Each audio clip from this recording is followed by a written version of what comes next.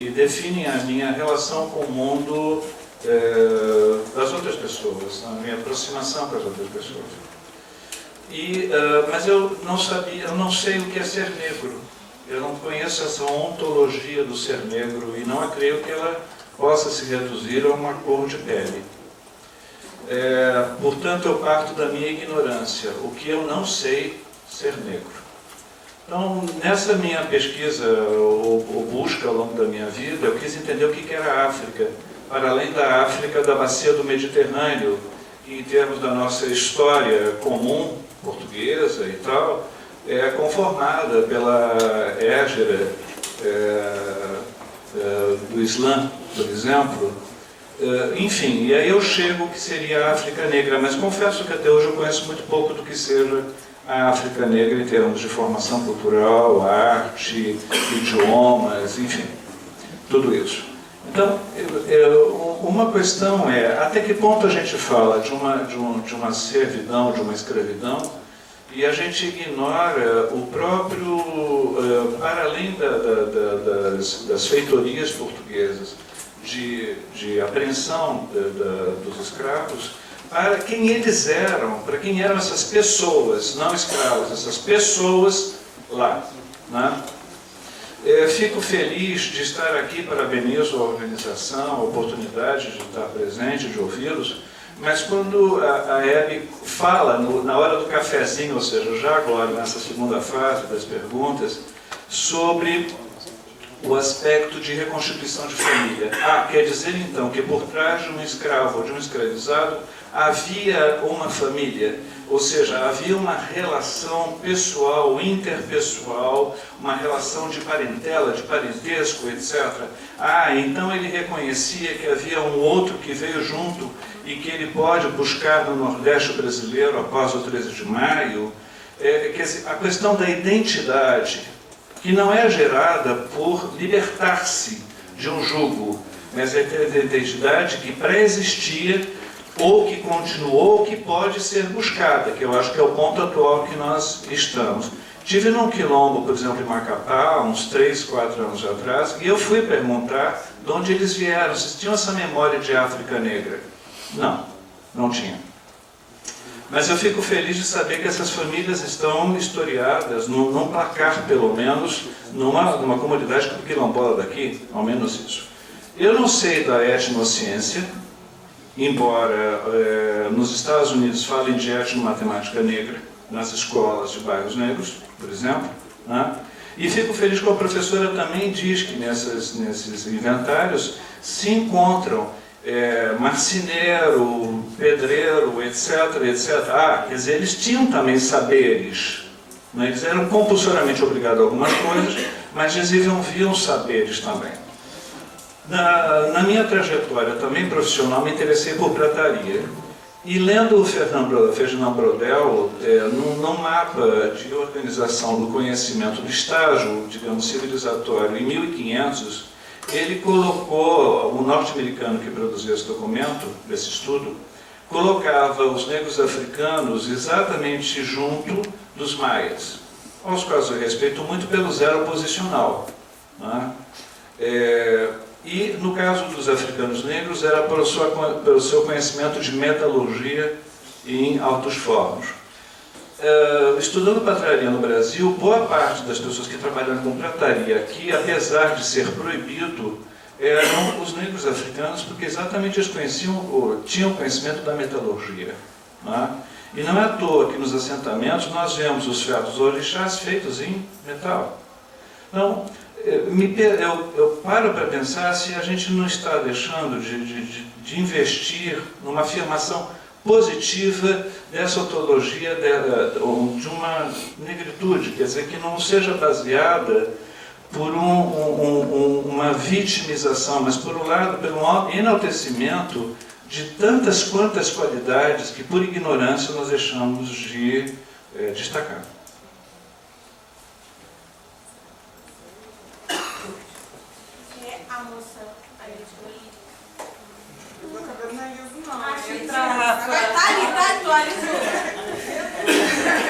São traumas. Eu tô brincando. Bem, bom dia, meu nome é Thaís, eu sou turismóloga.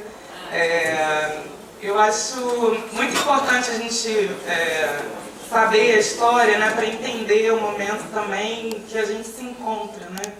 E eu tenho pensado muito sobre como entender essa história, acho que faz a gente se entender como brasileiro, né? E a minha pergunta é mais ou menos próxima assim, dos dois assim, que falaram agora, porque me vieram também algumas questões diferentes onde estão essas pesquisas também falando sobre esses atores negros, né, que estão em vários setores, né, na intelectualidade, por exemplo, né, essas tecnologias que vieram, né, todos esses saberes, onde é que eles estão, tipo, a influência das mulheres, né, onde é que estão as mulheres, onde estão, na verdade, tem uma questão das relações sociais, né, como é que acontecia essa relação entre os negros, os brancos, e por que também isso, durante tanto tempo, né, ficou silenciado esse racismo também, né, que se dizia que no Brasil não tinha racismo, e a gente vê hoje em dia também esse racismo institucional assim, vindo, né, muito à flor da pele, né, eu acho que a gente está num momento muito acirrado, assim, que está tudo vindo, brotando, né? A gente vê nas escolas também uma resistência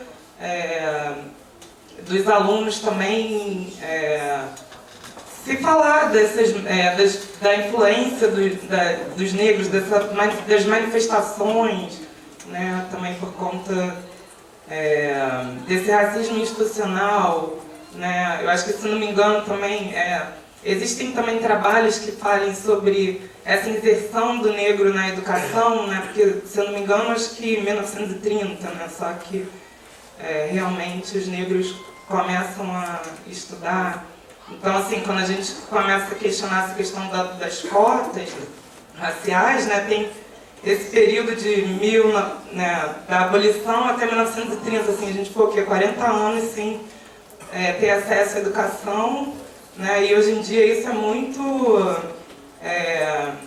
resistente, né? Também né, das pessoas entenderem esse período aí, né, que a gente fica para trás, né?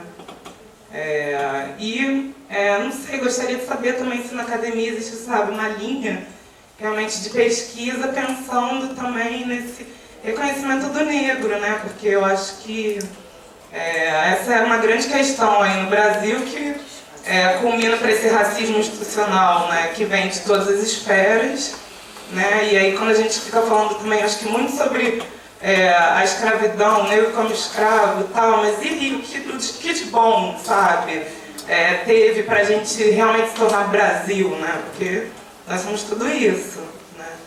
Então, essa é a minha pergunta, assim, até que ponto, né, a gente também vem trazendo isso para a realidade de hoje, né? Porque eu acho que é uma forma da academia começar também a discutir essas questões que a gente está vendo, né, nas escolas, na educação, nos conflitos, né, o que a gente faz, né? Essa é a minha pergunta. Agora ficou mais difícil. Essas perguntas são mais difíceis. Mas vamos tentar, porque eu acho que é um bom jeito de terminar, né, trazendo para as angústias do presente, né? Que é um pouco, né, o projeto que eu estou engajada já há algum tempo, com a Marta Abreu, aqui na clínica de uma equipe grande, e principalmente com as comunidades quilombolas, né, chama Passados Presentes, né? O quanto a gente está conversando esse passado, porque ele ainda está vivo, né? E aí essas sensações de insuficiência, ainda não entrou na escola o suficiente. Eu só quero marcar que eu acho que as pessoas estão reclamando mais porque tem mais gente para reclamar. Há 30 anos atrás, tinha menos reclamação, tinha menos coisa na escola e tinha menos reclamação, porque as pessoas que podiam reclamar não estavam na escola, na universidade, nos lugares de reclamar. Né? Então, é nesse sentido que a gente tem que perceber que essa mudança está acontecendo. Mas realmente há muita coisa a fazer e eu acho que esse é um desafio de todos nós. E aí na pergunta do Arundo, né, o crescimento, eu acho que os movimentos pentecostais, uma coisa que eles vieram para ficar. Desde os anos 80, né, tem um livro nos anos 80 que dizia assim, a Igreja Católica tinha a opção preferencial pelos pobres, o livrinho eu esqueci o nome do antropólogo, era uma opção preferencial dos pobres. Né? O crescimento das igrejas evangélicas começa nesse momento, ele atinge nas comunidades de quilombo, nos jongos, de repente a pessoa, o líder jongueiro virou evangélico, não vai fazer mais jongo, né? Realmente cresce, e eu acho que é um processo que veio. Os Estados Unidos é todo evangélico, não há uma incompatibilidade de cultura negra e movimento evangélico. O que eu acho que é o problema sério é a intolerância. A intolerância pode vir em qualquer lugar. Os evangélicos, atualmente, uma parte deles é extremamente preocupante, tem que ser combatido. E tem que ser combatido na escola, ensinando que você pode ser evangélico e não ser intolerante. Entendeu? Eu acho que esse é o ponto. Como você pode ser umbandista e não ser intolerante, você pode ser ateu e não ser intolerante, você pode ser o que você quiser e não ser intolerante. Né? Eu acho que a questão da tolerância e dos direitos humanos que estava no centro de todas as propostas educacionais dos últimos 30 anos. Tanto que eu acho que as escolas sem partido da vida são uma reação. A gente está vivendo, de certa maneira, um movimento reacionário no sentido estrito do termo. Né? Se avançou muito em termos de relações raciais, mas em termos também de relações de gênero, de relações de identidade de gênero, e de repente aquilo, algumas pessoas, né, que se sentiram perturbadas com aquilo, se sentiram, eu acho que alguns espaços, né, de algumas igrejas evangélicas, a bolhas conservadoras na internet, você começa a achar aquela pessoa que pensa igual a você, e as pessoas começam a construir movimentos de intolerância. Né? Eu acho que o movimento de intolerância, de ódio, não são só os evangélicos, está percorrendo a sociedade. Mas concordo com você que em termos religiosos. Então eu acho que o nosso problema é falar assim, olha, não adianta, a mudança já aconteceu. Entendeu? A gente tem que aprender a conviver em novo patamar. O mundo não vai voltar a ser como era. Eu acho que esse é o ponto. E a gente tem que trabalhar isso agora. Eu também tenho medo. Né? A gente tem que denunciar a intolerância. A intolerância é crime. Né? Não pode não tolerar o outro, seja quem for. Eu acho que é isso, é como o racismo. Né? Eu acho que é esse o nosso... pelo menos é algo que também me deixa muito... o meu medo. Né? O futuro nem sempre é melhor, né? Não é verdade. Não mudou muito. A mudança, não vamos voltar atrás, mas nós estamos em outro risco, né? Em outros... Essa é a minha impressão. E aí não é a historiadora que está falando, não, é a cidadã. Né? Eu acho que a pergunta de vocês não tem resposta de historiadora, nenhuma das três. A segunda, né? Eu acho assim, o historiador em relação à África, né? A gente já refinou bastante isso. Né? Não existe uma única África negra, né? Nem no tempo, nem no espaço.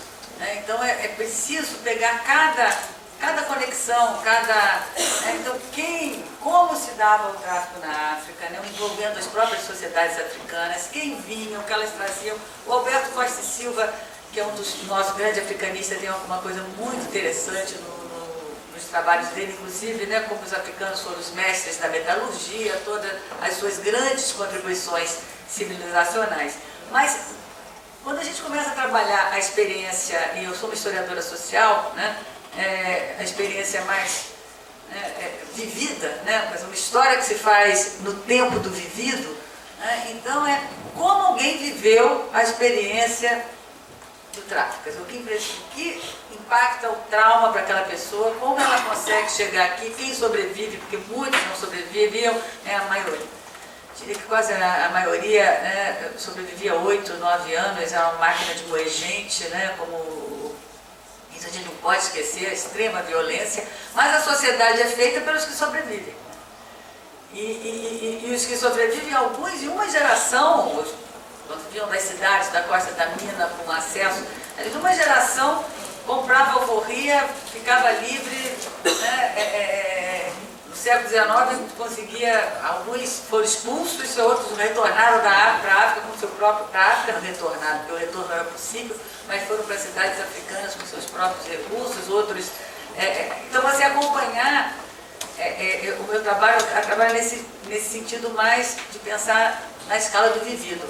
Marisa Soares, por exemplo, um trabalho, as irmandades, boa parte das irmandades negras, a Irmandade de Santa Efigênia e Santa Efigênia aqui no século XVIII, era basicamente uma irmandade controlada por africanos que vinham do Daomé. Que você consegue perceber, então eles estão cristãos, já se apropriaram do catolicismo, estão dentro do mistério da Irmandade Católica, e ali você percebe as guerras entre os daomeanos e os marris, né, produziram boa parte dos escravizados, em geral, os daomeanos escravizando os marris. Mas, de vez em quando, na guerra, o daomeano também perdia a guerra e também era vendido para os europeus igualmente. De forma que nas irmandades eles se encontravam no sentido contrário. Né? Então você tinha mais marri, né, e menos daomeano. E aí você percebe, de repente, na discussão da Irmandade, os marris acusando os daomeanos de serem feiticeiros, porque faziam voodoo, para disputar aquele poder, o poder local. Então você consegue acompanhar essas experiências. A minha experiência, né, trabalha com essa experiência no nível do vivido. Agora, além disso, existe toda uma pesquisa dessas influências cosmológicas ou de saberes tradicionais mais profundos. Que também é uma dimensão, o que eu controlo um pouquinho melhor, né, porque é essa experiência da última geração africano-bantus. Então, se você vai olhar a história dos indivíduos, no nível do indivíduo, essa é uma escravidão que era feita em cima de crianças,